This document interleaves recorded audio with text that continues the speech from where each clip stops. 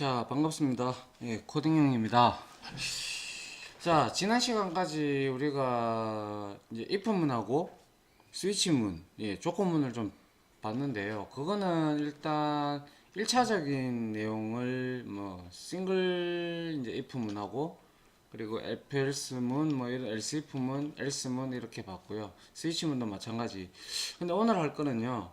자, 조건문이 이제 중첩이 걸리는 경우가 있어요. 뭐 예를 들어서 뭐 무엇이 되었는데 또 무엇의 조건을 거는 그런 경우가 상당히 많거든요. 뭐 예를 들어서 상품에서 대분류로 가전제품이다. 가전제품이다. 그리고 가전제품이 맞다면 여기에 또 분류를 해야 되잖아요. 그죠? 뭐 예를 들어서 TV라든지 오디오, 뭐 세탁기 등등 이런 것들 이런 식으로 분류를 계속 해나가죠. 회사에서도 현업에서도 이런 걸 많이 합니다. 뭐 대분류, 중분류, 소분류 이게 다 맞다면 그 값을 출력해라. 뭐 이런 형태인데요. 그게 바로 이제 중첩에 중첩을 더 거듭하는 그러한 형태로 이루어져 나가는 걸 말하는 건데요. 이제 기존에 전 강의 시간까지 했던 거는 그냥 여기서만 돌았던 거예요. 여기서 가전제품이냐, 아니면 생필품이냐, 아니면 뭐 학용품이냐, 뭐 이런 식으로 나눴다면, 이제는 이걸 내부적으로 들어가서 뭐 어떻게 된다, 뭐 이런 것이 바로 if문을 통해서 중첩을 걸 수가 있는 형태를 이제 조건문의 중첩이라고 우리가 불리어지는데요. 물론, 스위치문 안에도 중첩 스위치문이 들어갈 수 있어요. 뭐 예를 들면 학점이 있어요. 그죠? 학점이 있다면 학점에서 예를 들어서 90점 이상이다. 먼저. 그럼 90점 이상이면 일단 통과가 되겠죠. 스위치문에서. 통과가 돼서 케이스에 걸렸어요. 케이스에 걸렸다. 그러면 다시 중첩을 여기서 또 시키는 거예요. 왜 시키냐? 자, 90점인데 90점 이상이라고 하더라도 90점에서 94점은 A0야. 아니면 95점에서 100점까지는 A 뿔이야. 이렇게 우리가 나눠줄 수가 있잖아요. 그죠? 이런 거와 마찬가지로 스위치문도 이렇게 정형화되어 있다면 스위치문도 중첩이 이루어집니다. 하지만 실제 현업이나 뭐 여러분들이 코딩을 할 때 프로그램을 짜실 때 대부분 다 이런 중첩 같은 경우는 이런 if문을 많이 쓰게 됩니다. 왜냐? 그냥 일단은 if문은 가장 손쉽게 쓸 수 있는 구문이고 좀 우리한테 친숙하니까요. 물론 가독성은 스위치문이 좋습니다만은 그래도 한번 그렇다는 거죠. 여튼 조건문의 중첩에 대해서 본론으로 들어와서 한번 보면요. 이 코드 내용을 한번 보시죠.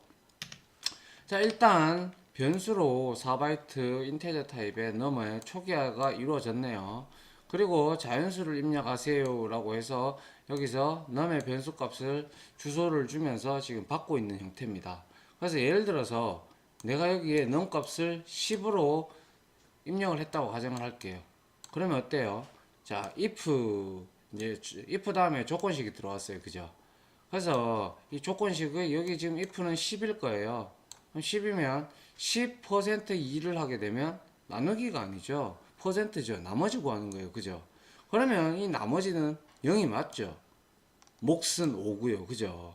그래서 이렇게 몫이 5가 되고 나머지는 0이기 때문에 얘는 참이에요. 그죠? 0니꼬로 0이니까 참인 거예요. true예요. true. 그래서 이 블럭을 실행하죠. 이 블럭을 실행을 해서 printf 이 구문을 찍습니다. 그죠? 그러면 num은 10이잖아요. 그럼 10은 2의 배수입니다. 맞죠? 그럼 이거는 찍었어요. 그죠? printf 찍을 거예요. 그 다음에 이 큰 대괄호 if문 안에 또 다른 if문이 조건이 또 들어와 있어요. 그래서 여기에 이걸 찍고 나면 이쪽으로 넘어갈 거예요. 그죠? 넘어가면 어때요?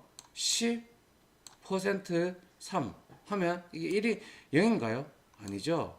나머지는 1이 되죠. 그럼 결과론적으로 이거는 실행을 하지 않겠죠. 한번 볼까요? 자, 그래서 자, F11번 한번 눌러보시고 실행을 하시면 자, 이렇게 자연수를 입력하세요 라고 했어요. 그래서 똑같이 10을 입력을 해보죠. 10을 입력을 했더만 자, 10은 2의 배수입니다. 2의 배수 맞잖아요. 그죠? 그런데 여기에는 3의 배수는 아니네요. 그죠? 그래서 결과론적으로 얘는 3의 배수가 아니기 때문에 이거를 출력을 하지 않죠. 네. 그래서 이렇게 if문 안에 또 다른 if문이 들어가 있다면 이게 바로 중첩으로 이렇게 if문을 걸어서 우리가 조건문의 중첩이다 라고 얘기를 하는 겁니다. 물론 지금 현재 이 두 개의 조건은요, 이게 먼저 전제 조건 하에 걸리고 이게 만약에 참이라면 이 if문을 실행을 합니다. 분명히. 그런데 이 num 값이 예를 들어 10이 아니라 11이라고 가정을 하죠. 11이라고 가정을 한다면 얘는 나머지가 1일 거예요. 그죠? 그렇게 되면 이게 거짓이기 때문에 이 블럭을 아예 실행조차 안 하죠. 그럼 이 안에는 이 두 문장, 이 한 블럭이랑 이 한 문장이랑 이 if 구문은 아예 실행조차도 안 한다는 거죠. 아예 거들떠도 안 보고 그냥 프로그램 종료를 해버린다는 거예요. 지금 리턴 제로가 빠졌네요. 예, 리턴 제로 이렇게 해서 제가 11을 한번 입력을 해보죠. 11을 딱딱 입력을 하니까 아무 값도 안 나왔어요. 그죠? 그 이유는 여기서 이미 false이기 때문에 거짓이기 때문에 이 구문을 실행 안 한다는 거예요. 이해가시나요? 그러면 이러한 조건에 맞게끔 우리가 코딩을 한다는 거, 그게 바로 제가 if 조건문 첨부를 할 때 제가 말씀을 드렸던 부분이 있는데요. 이 조건을 어떻게 주느냐, 즉 컨디션을 어떻게 주느냐에 따라서 프로그램이 엄청 짧아질 수도 있고요, 엄청 길어질 수도 있어요. 그거는 이제 여러분들의 생각 차이겠죠.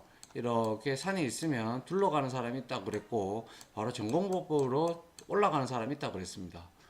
물론 다 처음에는 다 둘러갈 거예요. 길을 모르니까. 근데 노하우가 쌓이면 바로 올라가는 법을 알겠죠. 자, 이거를 만약에 단순히 이렇게만 보면 만약에 내가 2와 3의 공배수를 구하고 싶어요. 그럼 이거 조건만 바꾸면 되죠. 이거 필요 없죠. 이거 만약에 주석 처리하고요.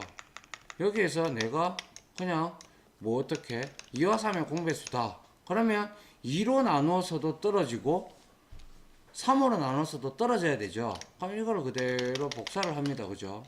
그러면 2와 3의 공배수라고 한다 그러면 최소 6이라는 값이 들어가면 2로도 나누어져서 0이고 3으로 나누어져서도 0인 거예요. 그러면 여기에 우리가 배웠던 논리 연산자 엔드 두 개를 쓰고 이런 식으로 해서 3을 넣어줬다. 그러면 이 엔드 논리 연산자는 뭐였습니까? 이 수식과, 즉 이 수식이 참이고 이 수식이 참일 때 이 부분을 실행하는 거예요. 그죠? 근데 이 둘 중에 하나라도 거짓이라면 이거는 실행조차 안 된다고 했던 게 제가 논리 연산자에서 말씀을 드렸던 부분이죠. 그러면 여기서 그러면 이렇게 바꾸면 되겠네요. 2와 3의 공배수입니다. 이런 식으로 해서 프로그램을 한다면 제가 여기에 실행을 해서 만약에 6의 값을 한번 넣어보죠. 그럼 6은 어때요? 여기 6이 들어가면 0 맞아요. 나머지가. 그죠? 그리고 역시 여기도 6이 들어가면 나머지가 0이에요. 그죠? 그러면 결과론적으로 이 블록에 들어와서 이 printf를 실행한다는 뜻이겠죠. 한번 볼까요? 자, 보니까 6은 2와 3의 공배수입니다 라고 나오죠. 조금 감이 오시나요? 그래서 이렇게 조건식을 잘 주시면 프로그램이 상당히 짧아질 수도 있고 길어질 수도 있다는 거죠. 굳이 중첩 if를 들어가지 않더라도 말이죠. 여튼 이런 방법도 있고요. 자, 다시 제가 돌릴게요. 예, 이렇게 전제 조건은 다시 한번 더 얘기하지만 얘가 실행되기 위해서는 얘가 무조건 참여해야 된다는 거예요. 얘가 참여 아니면 이건 아예 실행조차 안 된다는 거, 그것만 기억을 해주시면 될 것 같고요. 자, 두 번째 예제 한번 볼까요? 두 번째 예제는 여기에는 미리 값을 줬어요. 그죠? A는 20으로 줬고 B는 10으로 줬어요.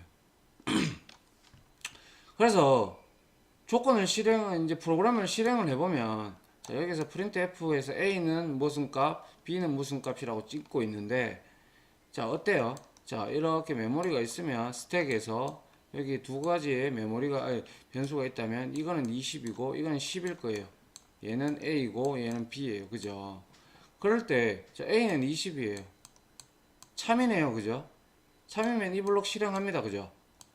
실행해요. 그럼 들어가겠네요. 들어갔는데 또 조건이 들어왔어요. 근데 if하고 else예요. 이거는 뭐 아니면 도라고 제가 말씀을 드렸습니다. 50% 확률. b의 값을 가지고 지금 b를 가지고 잣대를 주고 지금 조건식을 설정을 했는데, b가 지금 현재 10이에요. 그죠? 10이에요. 10. 그러면 0보다 같거나 크죠. 당연히 0보다 크죠. 그럼 이거 실행할 거예요. 무조건. 얘는 실행 안 한다는 거겠죠. 그럼 이렇게 값을 줬을 때는 여기에 출력 결과는 반드시 20과 b는 10이었는데 1로 어떻게 여기서 덮어 쓰고 있어요. 1로.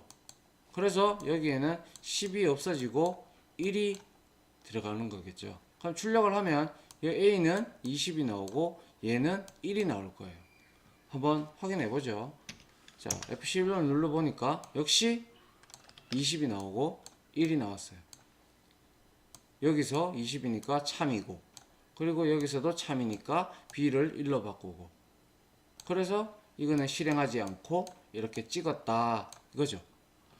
그런데 제가 아까 전에 이게 참일 경우에만 얘가 실행이 됐다고 했습니다.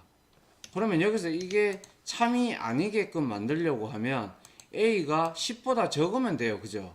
그럼 제가 A를 여기에다 마이너스 20을 줘볼게요. 그러면 얘는 어떻게 돼요?